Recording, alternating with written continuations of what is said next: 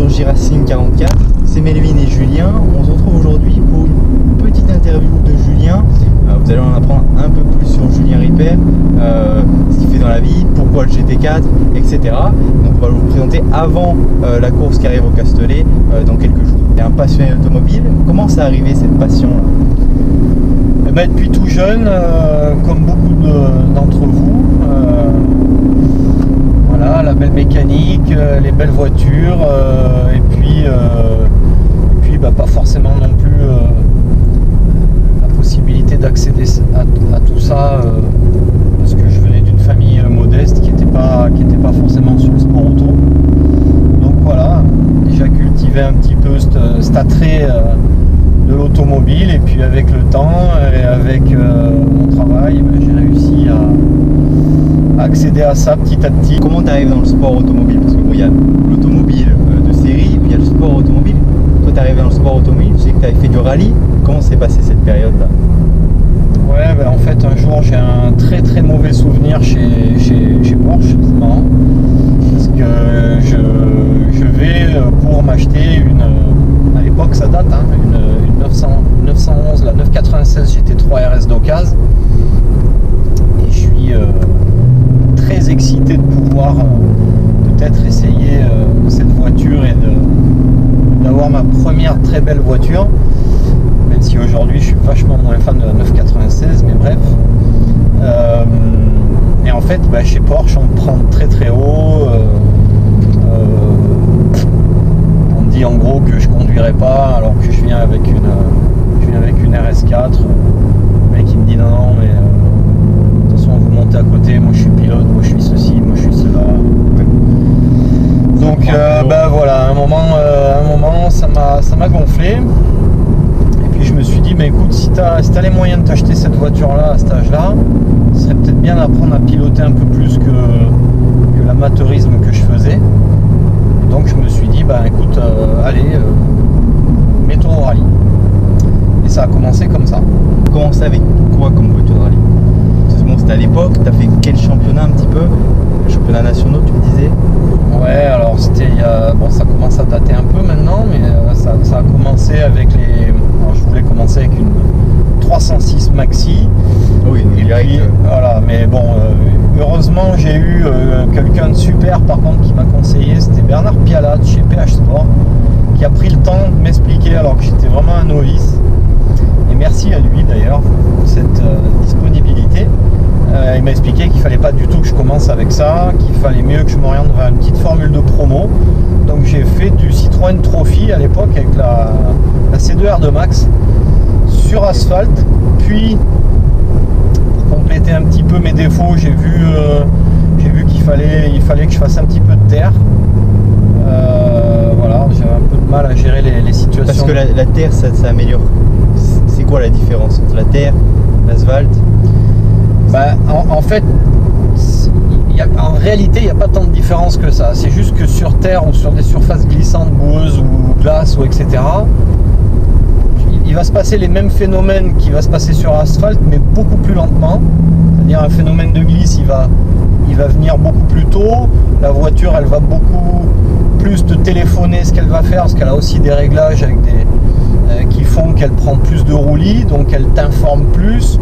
Le déclenchement de la glisse est plus lent, et donc je voyais sur asphalte que dès que j'arrivais dans des situations un petit peu à la poussée au max, et que j'arrivais un peu dans des moments de déperdition, je n'utilisais pas ces moments, je les subissais et je les contrecarrais trop vite au lieu de m'en servir, parce que j'avais pas cette maîtrise là. Donc je m'étais dit, faudra que pour compléter mon niveau, il faut que je fasse un petit peu de terre, et je pêchais aussi un petit peu pour ce qu'on appelle le rapide en rallye, c'est-à-dire toutes ces phases extrêmement rapides où quelques kilomètres/heure qui vont manquer sur un virage, on va les payer très cher dans la ligne droite d'après, parce que 3 km/h sur une ligne droite d'1 km, ça fait beaucoup à la fin. Donc je m'étais dit aussi que faudrait peut-être que je fasse une saison ou deux de circuit, histoire d'être bien sur la déperdition, d'être bien sur l'asphalte et d'être bien dans le rapide. Du coup, en rallye, tu as un peu tout testé en termes de route, l'asphalte, la neige, la terre. C'est quoi le plus dur? Alors le plus dur, il n'y a pas de plus dur en fait. C'est plutôt une question de bagage technique, on va dire. Finalement, plus tu te retrouves dans des contextes différents, mouillé, asphalte froide, mauvais choix de pneus, boue, terre, glace. Voilà, je passais par le très beau souvenir pour moi, c'était le rallye de Monte-Carlo, fait intégralement sous la neige. Ok. Oui, et tu l'as fait qu'une fois ce rallye, tu l'as fait plusieurs fois? Ouais, bah en fait je l'ai fait vraiment l'année où il est passé en Ardèche, parce que j'étais L'année parfaite. un petit peu de chez moi, dans des routes que j'aime beaucoup. Et c'est vrai que c'était le secteur où j'étais assez bon dans tout ce technique sinueux. Donc oui, je m'étais vraiment régalé cette année-là. Mais on peut pas dire qu'il y ait une surface plus dure qu'une autre. C'est juste une histoire de bagage technique et d'habitude. Et d'ailleurs, tu m'avais raconté quelque chose au Monte-Carlo. Tu avais fait les reconnaissances à un moment et tu t'étais tiré la bourre avec un grand pilote, si je dis pas de bêtises. Ouais. Et à la fin, au restaurant, il t'a fait quelque chose qui était assez cool. Ouais, c'était marrant, c'est un super souvenir. En fait, C'est à cette époque-là, du coup, il y avait. effectivement, donc on est en train de faire les repos à l'époque. Donc Sébastien Loeb, il a une Mitsu Lancer pour faire les repos. Et moi, j'ai une Mégane RS Trophy à l'époque. Et je me retrouve, alors je sais plus quel spécial, mais on fait les recos donc officiels avec le coup de tampon à la fin de la spéciale et tout ça. D'ailleurs, j'invite tous les passionnés quand ils veulent voir leurs idoles, plutôt que de venir les voir les jours de la course, de venir les voir en repos. Plus accessible en repos. Et voilà, il n'y a personne quasiment. Donc j'ai un peu de mal dans les dernières spéciales vers Monaco, j'ai du mal à noter un virage, donc je m'arrête sur le bord, je réfléchis, quelle est ma note, machin, tout ça. Et là, je vois un missile passer numéro 1, donc Loeb. Et je trouve mon virage, tout ça. Je vais pointer à la fin de la spéciale et il est là en train de signer quelques autographes aussi. Et là je me dis putain, tu vas te retrouver en liaison derrière Loeb. Il y a 40 minutes de liaison. Donc c'est qu'une fois dans une vie. Ouais, et là en fait voilà, on est censé respecter le code de la route. Sauf qu'on est très pressé et le temps est compté, donc voilà, on n'est pas toujours 90 km/h,0, et effectivement, je me rappelle que ça a roulé très très fort et je me suis régalé parce que voilà, moi, Loeb c'est mon idole comme de beaucoup. Je trouve que c'est un mec qui a l'humilité, la sympathie, super accessible et qui en plus pour moi il représente vraiment ce que c'est qu'un pilote, c'est-à-dire il n'a pas la grosse tête, oui. Et il a toute la panoplie des pilotages. Pour moi, un pilote, c'est pas un mec qui sait rouler que sur un circuit quand il fait beau, c'est pas un mec qui sait rouler que sur la glace. Voilà, c'est une panoplie où c'est particulièrement difficile, quand on connaît un peu toutes les disciplines, d'arriver à être bon partout, et c'est un mec comme ça. Donc effectivement, on se tape cette bourre. Moi, clairement, au bout de 20 minutes, je lâche parce que j'ai plus les pneus, je sais que je vais perdre mes pneus. Et à l'époque, chaque sou est compté. Et on se retrouve au même resto à midi, parce que moi j'étais chez Citroën avec Philippe Bugalski, qui était patron de ma team, et qui à l'époque était aussi le testeur officiel Citroën, parce qu'il était un petit peu dans l'ombre. Donc c'est lui qui préparait, qui sortait les voitures et qui faisait les réglages pour Loeb. Donc on mange à la même table, et quand le restaurant s'ouvre, il y a cette grande table au fond avec Loeb et tout qui me fait le petit signe, genre on s'est bien marré ce matin, mon couillon. Et ouais, carrément. Ouais, donc c'était super sympa. Bon, tu me parlais que tu étais allé chez Porsche, potentiellement acheter une GT3 RS, mais bon, ça n'avait pas abouti. Est-ce qu'aujourd'hui tu as encore des voitures de série sympas ou pas? Et après, tu pourrais dévoiler 2-3. Ouais, alors en fait, ça fait quelques années que j'ai monté un garage. Moi, j'ai une autre activité, donc je fais les travaux spéciaux, travaux acrobatiques, les confortements de falaise. J'ai un bureau d'études en géotechnique, donc dans ces domaines-là.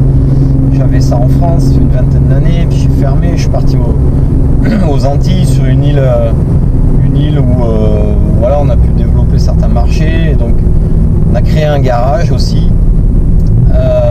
On a créé un garage avec le but du jeu, c'était d'avoir des voitures d'exception dedans pour pouvoir les revendre à terme à des clients et puis éventuellement faire une petite plus-value dessus. Donc c'est vrai que j'ai la chance de temps en temps pouvoir rouler ces autos. Donc ouais, on a par exemple, ça a commencé avec l'Alfa Romeo, la Giulia GTAM, qui est un modèle assez sympathique, très rare. Ouais, très rare, ouais, surtout. T'es monté avec moi dans la 911R aussi, Oui, oui. Qui est très sympa. Ouais, qui est rare aussi, une voiture que j'apprécie beaucoup. Voilà, on a pu rentrer une Dakar parce que même si elle est rare, mais pas tant. C'est peut-être pas la supercar et tout, mais moi j'adore la gueule de cette voiture et puis je la trouve exceptionnelle dans le sens où. Oui, c'est une carrosserie qui ne se fait pas en fait. Voilà, enfin bon, moi j'aime beaucoup le concept. On a la Black Series qui est top, qui est top perfo. Et là, depuis hier, on a essayé ça hier matin, la SVJ, la Lambo qui n'a rien à voir avec le reste. Qui est trop, démoniaque. Ouais. Démoniaque. C'est violent. Exceptionnel, j'adore. Ça serait quoi du coup ta voiture de série en rêve? Ta voiture de rêve de série, ça serait quoi un petit peu? Celle où tu donnerais tout pour... Déjà la SVJ faisait clairement partie du lot. Après j'aime beaucoup la 812 Competition Ferrari et j'aimerais vraiment un jour pouvoir essayer ou avoir la chance d'avoir une McLaren Senna. On n'est pas dans les mêmes budgets. C'est pas les mêmes budgets, oui, clairement. Tu nous parlais un peu d'entreprise. Toi, ça t'est venu comment l'entrepreneuriat? Ça m'est venu un petit peu par hasard. J'étais déjà dans ce métier-là, donc j'étais cordiste en fait. Donc, je travaillais en falaise, je faisais des forages en falaise moi-même et tout. J'étais devenu chef de chantier, etc. J'ai passé un peu tous les cursus, commencé d'en bas. Et puis un jour, comme ça, après avoir travaillé pour un escroc, en fait, je me dis, mais si lui il peut le faire, moi je peux le faire honnêtement, puisque finalement je lui sors son chantier et tout, et limite je m'y connaissais presque un peu plus que lui, donc je me suis dit, mais pourquoi pas toi? Et voilà, et de fil en aiguille, ça s'est fait comme ça. Ça s'est fait un peu comme ça. On a une petite stratégie sympa avec pas du tout de sous au début pour arriver à commencer avec quelque chose, enfin avec rien. Ouais. Et puis continuer petit à petit à revenir vers les métiers de cordiste mais de falaise. Voilà, commencer un petit peu plus sur le secteur bâtiment industrie qui demandait un petit peu moins d'investissement et puis rebasculer vers mon métier de base qui était un peu plus les falaises et les risques naturels, quoi. Aujourd'hui, donc tu es en championnat GT4. Pourquoi tu as choisi ce championnat? Parce que tu étais en rallye, là tu vas en circuit, là tu vas sur les circuits. Pourquoi tu prends le GT4? Tu prends le GT4 Europe, donc tu fais une saison, il y a quoi? Il y a 6 courses. Comment ça se présente un peu? Et pourquoi ce choix de catégorie? Là, ouais, du coup, c'est la 3e saison. En fait, j'avais laissé le sport auto pendant pas mal d'années. Bon, d'une part, j'avais perdu le permis X fois en France parce que je roulais beaucoup à cause des chantiers, tout ça. Et puis, sans rouler à tombeau ouvert, forcément, on roule un petit peu. À force d'y être, c'est les lois de la statistique. Donc je passais beaucoup de temps au volant. Et forcément, je passais aussi un peu de temps à perdre des points. Et puis, quand il n'y a plus de points, il n'y a plus de permis. Donc, d'une part, le sport auto, je ne pouvais plus parce que j'avais plus le permis. Et deuxio, après, je suis parti aux Antilles. Donc, il y avait même plus de sujet, quoi. C'était ça. Voilà. Et puis donc pendant plusieurs années j'ai pas roulé. Et à vrai dire je regardais même plus le sport auto parce que sinon j'étais obnubilé par ça. Et puis et puis c'est en créant ce garage de retourner un peu sur le circuit avec ces voitures de série, donc notamment la Black Series, que je me dis mais c'est pas possible, en fait il faut rerouler. Et donc je rencontre un co-driver avec qui on sympathise, Philippe, qui fera la première et la deuxième saison avec moi. Et à ce moment-là, on est un petit peu, donc je fais un peu les recherches parce que lui non plus n'avait pas roulé depuis quelques années, venait aussi du rallye, on avait un peu le même cursus. Et puis finalement, voilà, la même inexpérience en circuit, mais la même envie de faire un peu tous les deux. Puis ensemble, on s'entendait vraiment bien, donc il y avait une bonne dynamique. Donc je regarde un petit peu toutes les formules, ce qui se fait. On avait un peu le choix entre l'Ultimate Series où on savait que voilà, le niveau n'était pas forcément très relevé, qu'on n'allait pas forcément être à un endroit qu'on allait progresser non plus. Et puis il y avait un team que je connaissais déjà de par le passé, et puis j'avais un ami à moi qui d'ailleurs est champion d'Europe l'an dernier avec ce team Speedcar, chez qui on roule maintenant pour la 3e saison, avec Pascal Destambert qui est le boss du team. Et voilà, c'est quelqu'un qui a vraiment l'expérience en tant que pilote, qui a su et qui sait encore mettre ses voitures devant. Oui. Qui sait les programmer, etc. Ouais.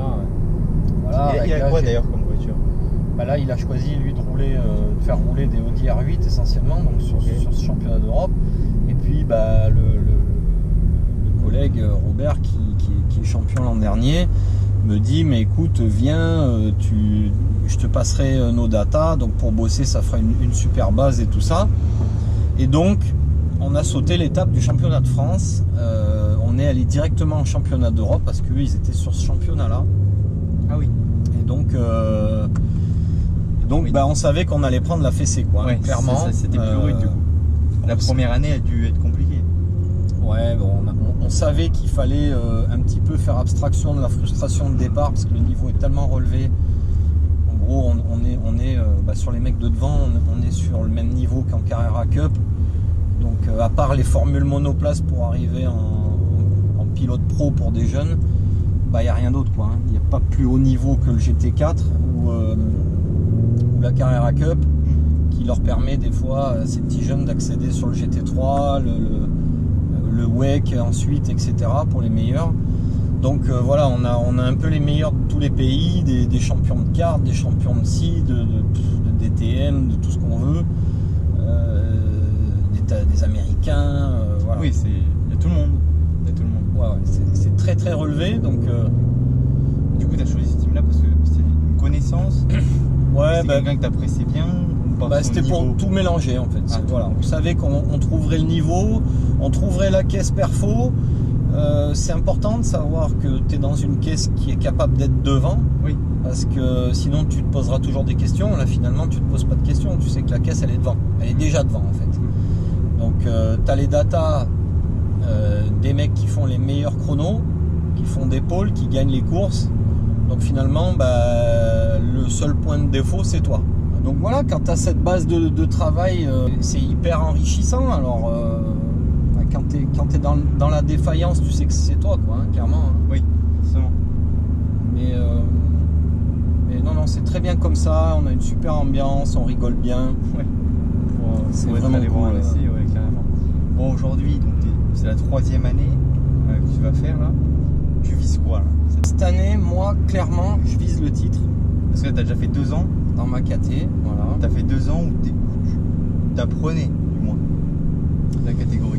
Ouais, alors effectivement, la première année, voilà, hein, ça piquait, on était un petit peu largué hein, en termes de temps autour. Clairement, on était sur le fond de grille. Et puis petit à petit, on a commencé à se rapprocher. Dernier, déjà, ça commence à aller mieux.